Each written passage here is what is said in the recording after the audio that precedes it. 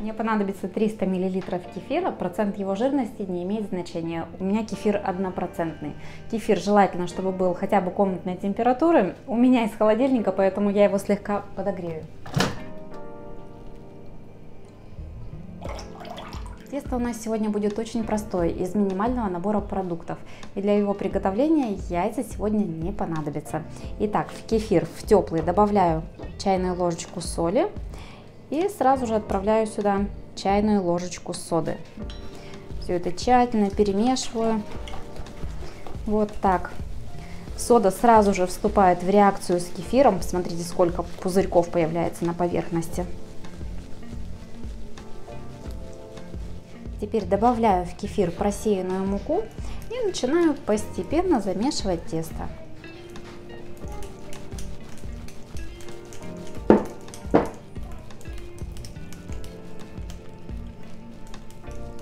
Муки у меня обычно уходит грамм 400 на это количество кефира. Самое главное, тесто мукой не забивайте. Ну вот, в миске уже сложно вымешивать тесто, поэтому перехожу на рабочую поверхность и буду вымешивать тесто руками. Можно, конечно же, воспользоваться кухонным процессором или комбайном, но, как говорится, тесто любит руки, поэтому буду вымешивать его руками. Тесто у меня еще липковатое, посмотрите, я чуть-чуть добавлю муки, вот буквально немножко сверху присыплю и вымешу все это, чтобы тесто впитало муку. Если тесто прям очень сильно липнет к рукам, руки можно смазать растительным маслом, но тесто мукой не забивайте. В итоге готовое тесто должно получиться слегка липковатым, но очень-очень мягкое. Вот посмотрите поближе, покажи.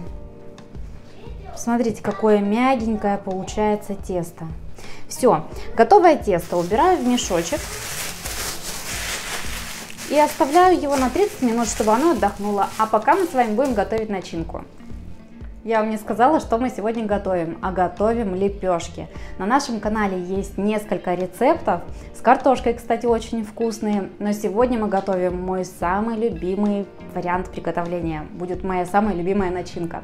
Мне понадобится творог, у меня творог 5% жирности, далее берем сыр, кусочек твердого сыра, здесь у меня 100 грамм, натираю на крупной терке.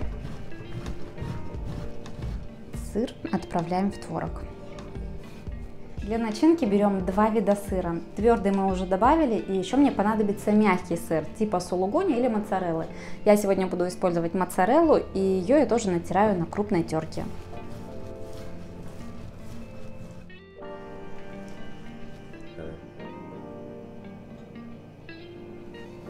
Беру щедрый пучок зеленого лука. Если кто-то не любит лук, такое тоже бывает, можете заменить его другой зеленью.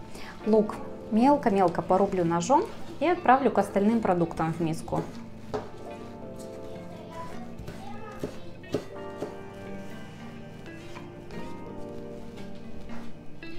В начинку добавлю щепотку соли и перчик. У меня здесь смесь перцев, можно черный молотый перец добавить. Вот неважно, какой лук, репчатый или зеленый, я все равно от него плачу. Хорошо перемешиваю все. Пахнет вкусно. Всего получится 5 лепешек. Так как у меня старший сын не ест лук, поэтому отдельно для него я сделала без лука начинку. Оставшуюся начинку делю на 4 равные части. Из начинки формируем 5 вот таких вот шариков. Хорошенечко уплотняем их. Перекладываю пока на тарелочку.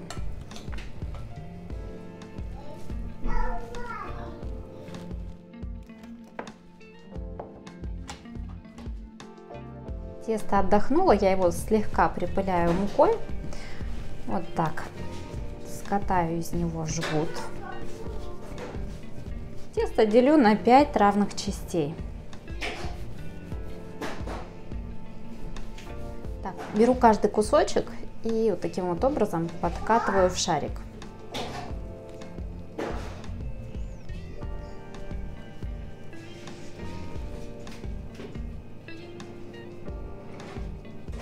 Тесто слегка будет липнуть, поэтому рабочую поверхность присыпаем мукой.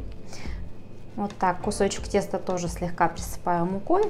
Можно растянуть его руками в лепешечку, а можно воспользоваться скалкой.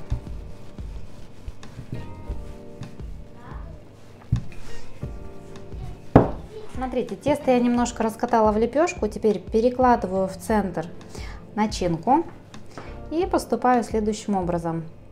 Буду вот таким образом защипывать края к центру.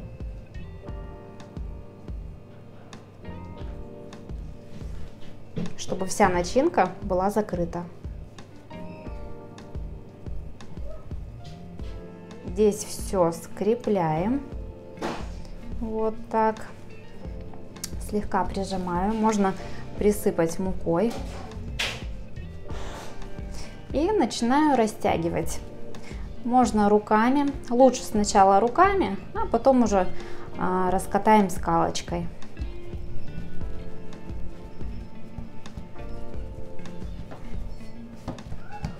Перевернем. Здесь тоже слегка присыплю мукой. Ну вот, а теперь можно скалкой продолжить. Раскатываю до толщины примерно 5 миллиметров. Вот посмотрите, вот такая вот лепешечка у нас получилась.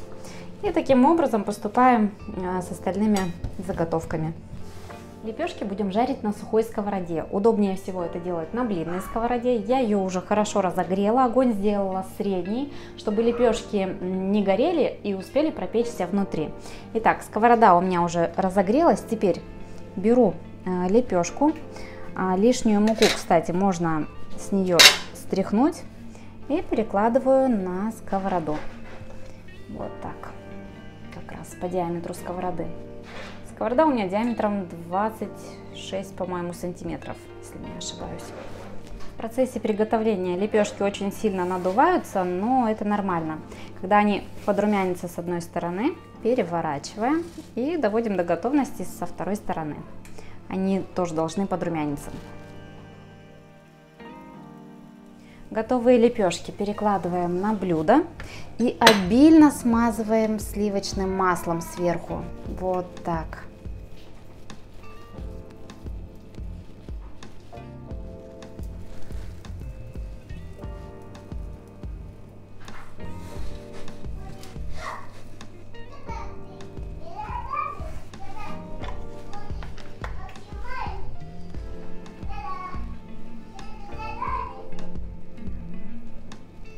Замечательные, ароматные, очень вкусные лепешки получились. Сейчас мы их разрежем и попробуем вместе с вами.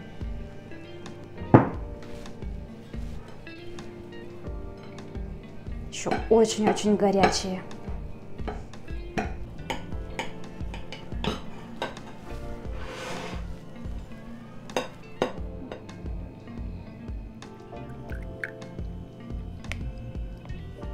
Еще очень горячие, но я не могу удержаться. Так даже вкуснее.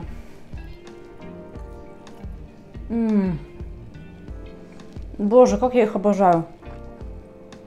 Ребят, ставьте лайк, обязательно приготовьте, потому что это очень вкусно. Всем желаю отличного настроения, приятного аппетита. Ну а я пошла доедать.